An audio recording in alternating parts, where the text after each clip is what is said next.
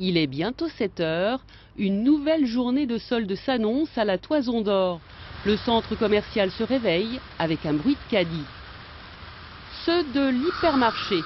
Derrière le rideau baissé, c'est déjà l'effervescence près des caisses et dans les rayons.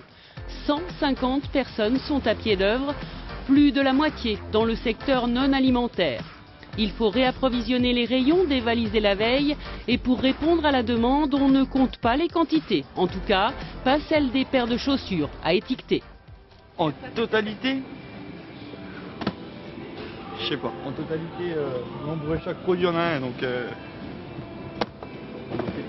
vous voyez déjà là sur toute la surface, ça fait, je sais pas, plus de 10 000 facilement.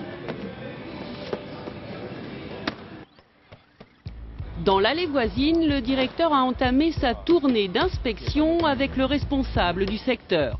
Une tablette qui dépasse, un mauvais étiquetage ou bien encore un carton qui se promène.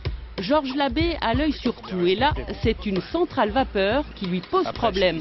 Je trouve où le prix là. Vous voyez, c'est pas forcément là que tu vas te chercher. Donc pour le client, il faut qu'il ait le prix devant, quoi. Hein? On est d'accord? Là, c'est pareil, Paula. Mais là, je vais reprendre le carton. Vous reprenez ça, mais vous regardez. Hein, Eric? Pas un détail ne lui échappe. Affichage, rangement et chiffres avec les responsables de rayon.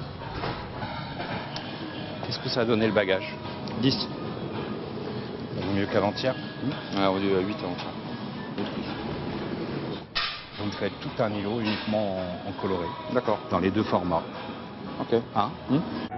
Aussitôt dit, aussitôt fait. Les valises colorées auront un présentoir rien que pour elles et ça rassure un peu le directeur.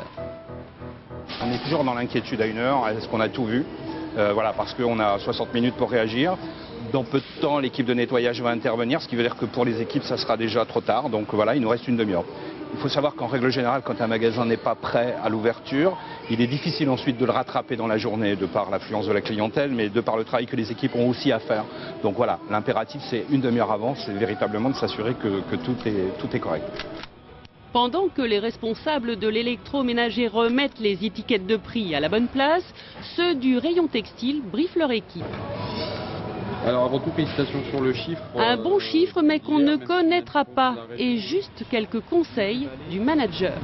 Regardez ce qui se vend, ce qui se vend pas et ne chargez pas trop pour qu'on puisse bien désinfecter les centrales lundi. Le magasin ouvre maintenant dans un quart d'heure et dans l'allée centrale, les pâtissiers s'activent. Les galettes des rois s'offrent une place stratégique ce jour-là. Là c'est l'entrée de magasin, c'est ici qu'on va avoir les meilleures ventes et surtout c'est l'achat d'impulsion aussi. On est sur la 2e semaine de galettes et puis je pense que les clients ont encore envie de se faire plaisir avec une petite galette.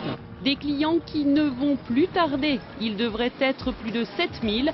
Dans le rayon textile, le briefing continue, loin des caméras.